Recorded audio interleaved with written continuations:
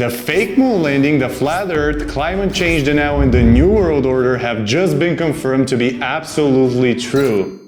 If we dare to believe guys like this. So you're a flat earther? I am a flat earther. I don't have a college level indoctrination, but that's even worse. Thank God I didn't go to college and get a college level indoctrination. This is a sphere. An orange is a sphere. A basketball is a sphere. They say the Earth is a sphere. And, Huh?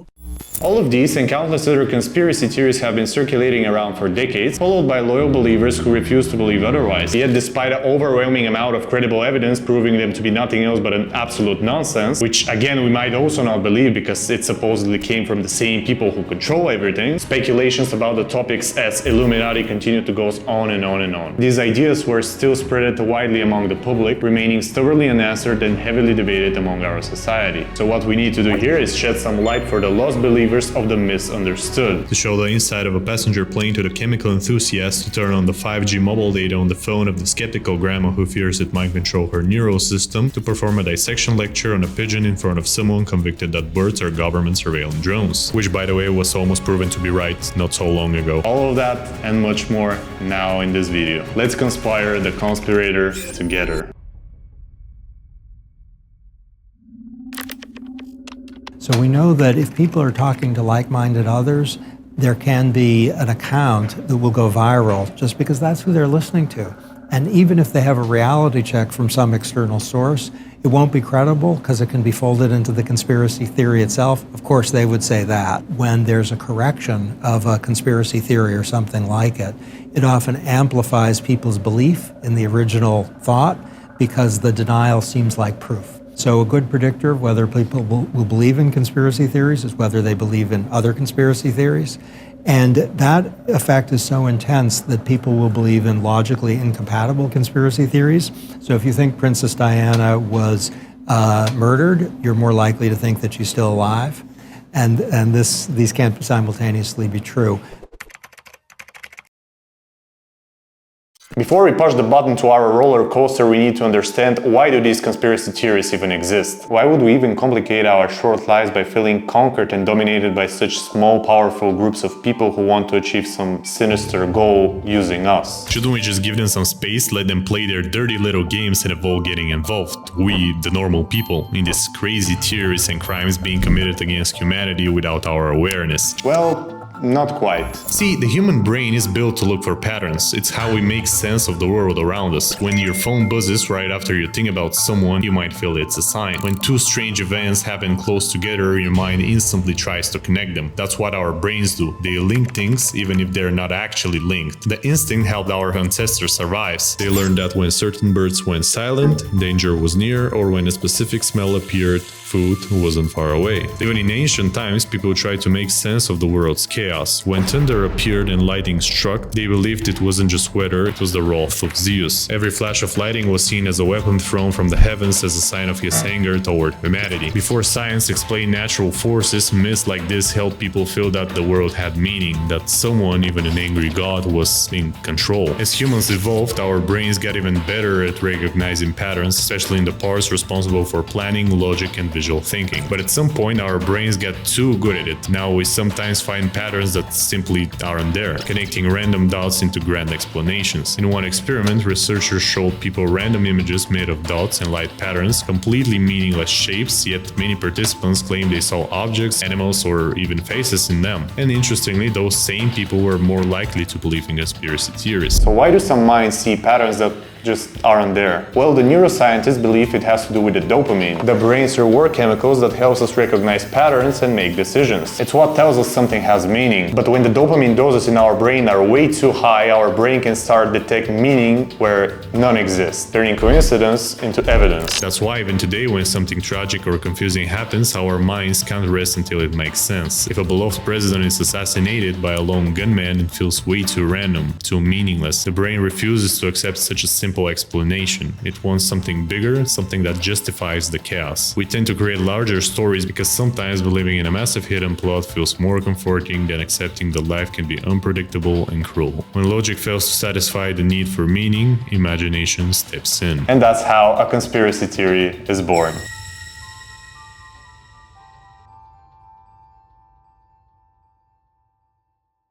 Hey, Vsauce! Michael here. All of that material is completely fabricated.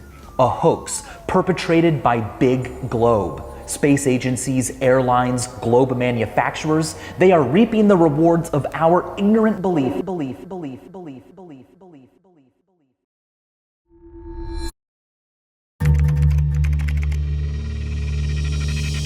By the core of this concept, the conspiracy theory is when someone explains big confusing events as a part of a secret plan run by powerful groups, governments, elites, or hidden organizations. People who deeply believe in conspiracies often have a stranger tendency to see connections between unrelated things, like thinking a celebrity's hand gesture, a news story, and a logo on a company's building are all part of the same hidden message. Conspiracy theories can be anyone, rich or poor, left or right, well-educated or not. The conspiracy theories that they might believe could also be various. For example, that 9/11 was an inside job, or Princess Diana was murdered, or even crazier ones like Area 51 and alien cover-ups. However, it is encouraging for both sides that they can participate in open discussions and public debates among various platforms, such as Facebook.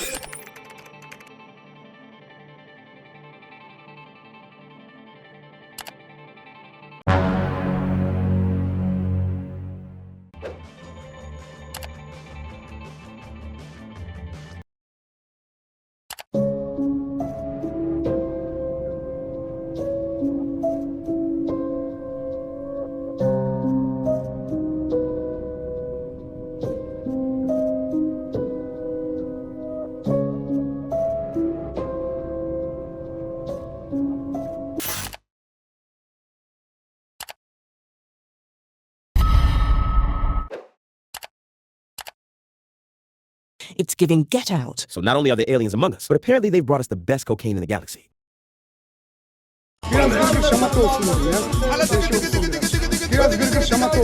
Ultimately, it all comes down to the information presented and our own willingness to interpret it critically, to distinguish between what is true and what is false. Even though it can be very challenging sometimes. They're trying to control global warming. Get it?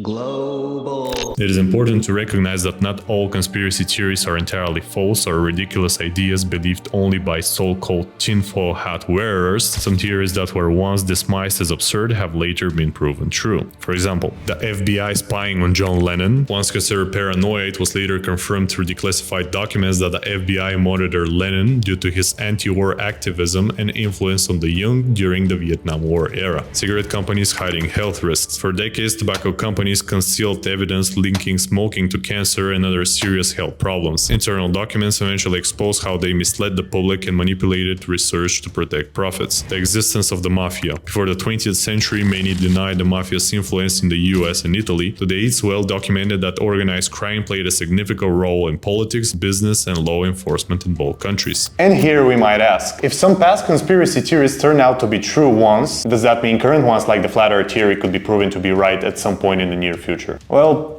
probably not. Not because they just sound too crazy, but because it makes no logical sense for such a massive and obvious lie to be maintained for so long by so many for no clear reason. If we think logically about it, if the Earth were actually flat, why would every scientist, space agency, pilot, GPS engineer, and satellite technician around the world lie about it, across countries, languages, and even rival governments? Why would be the benefit of keeping such a basic truth hidden from the public? There's no strategic or political advantage in convincing people that the Earth is round if it weren't. No profit, no control, no hidden agenda that would require such a global cover-up. Sometimes the level of absurdity in certain theories is so high that it's hardly worth the time or effort to take them seriously or explore them any further. Of course, some people are extremely hard to be convinced otherwise, just like those who believe that the white trails in the sky are not jet contrails, but chemicals deliberately spread to cause illness and boost profits for the pharmaceutical industry. In the end, everyone is free to believe them whatever gives them a sense of purpose or explanation for the world around them, so we might as well put on our hats and stay alert. Who knows, maybe those ID towers outside are beaming signals that will give us a headache for a week straight.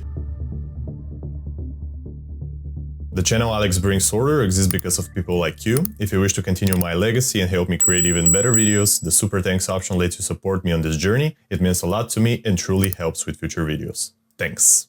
One of the most clever and fascinating responses to this whole conspiracy culture is the satirical movement Birds Aren't Real, created by this guy, Peter McKindow. The idea was that all birds were secretly replaced by surveillance drones operated by the government. It sounds absurd, and that's actually the point. McKindow launched the movement not to convince people that the theory was real, but to show up the growing spread of conspiracy thinking. The birds aren't real idea exposes how easily people can fall into the absurd narratives, especially when they're emotionally or politically charged. There were hundreds, maybe thousands of instances over the years where strangers would approach me. They'd see me in public and I'd see them notice me. They'd walk up to me with complete disdain on their face. They thought that I was a real conspiracy theorist. I felt sad and angry, like they didn't even take the time to know me. I'd found myself on the opposite side of this equation that I'd grown up around. These experiences, hundreds of them over the years, watching how people interact with those on the fringes of our society, gave me an entirely new perspective on our approach to conspiracy theorists, whether it's how we frame them in the conventional media, to how we deal with those in our own lives. What if by talking to conspiracy theorists like they're ignorant and stupid, we're actually pushing them farther away from the truth that we want them to see? Because what happens when someone tells you that you're stupid, you're all wrong, you're the problem? You'll feel judged and dismissed, and most importantly, you'll feel othered, which may lead you to look for safety in those who are like-minded, to do what they have been doing for you. Affirm your selfhood, give you a sense of identity, belonging. These are some of the most basic human desires.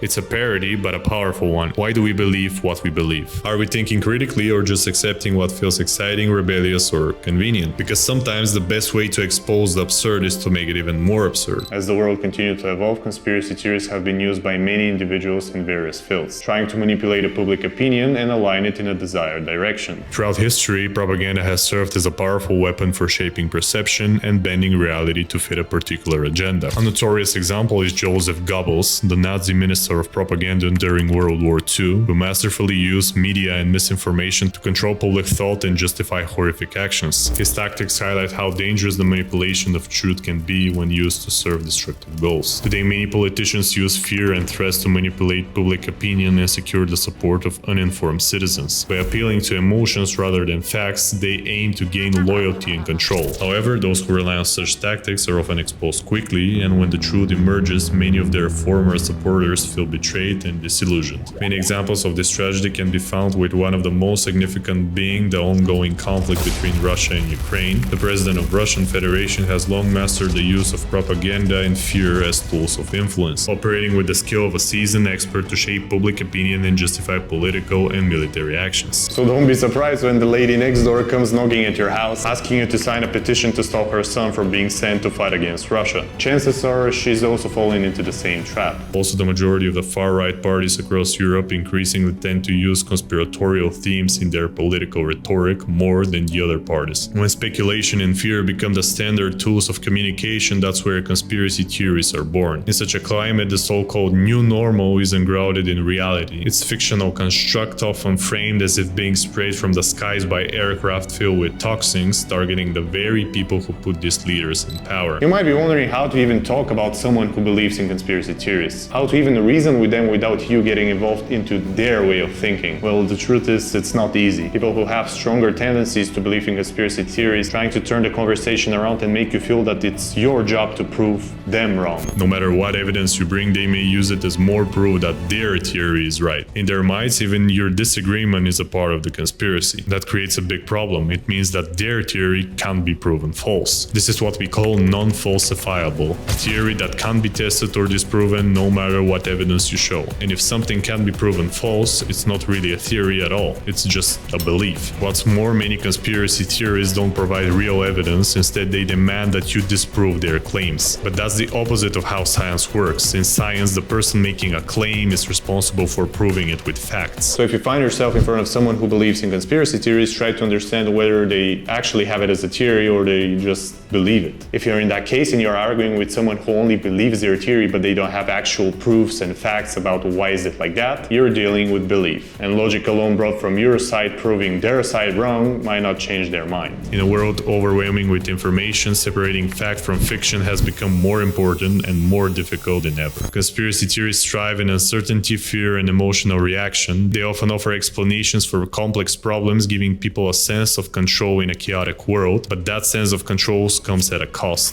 detachment from reality. So how do you conspire the conspirator? Not by arguing, mocking, or trying to outshout them. Instead, you disarm the theory with calm reasoning. Ask honest questions. Is their belief falsifiable? Meaning, can it be proven wrong with evidence? If not, it's not really a theory, it's a belief system, and you can't debate belief with facts alone. Some ideas are so absurd they're simply not worth your time. Not every conversation needs to be a debate. Focus your energy where curiosity exists and where minds are open. In the end, the most powerful weapon against misinformation isn't shouting or shaming, it's critical thinking. Fact check everything, don't believe something just because it sounds exciting or confirms what you want to be true. Because reality, though often less dramatic, is far more complex and interesting than what the brain constant search for patterns might imagine. So this is why you must be curious, cautious, and conscious of the world you choose to believe in.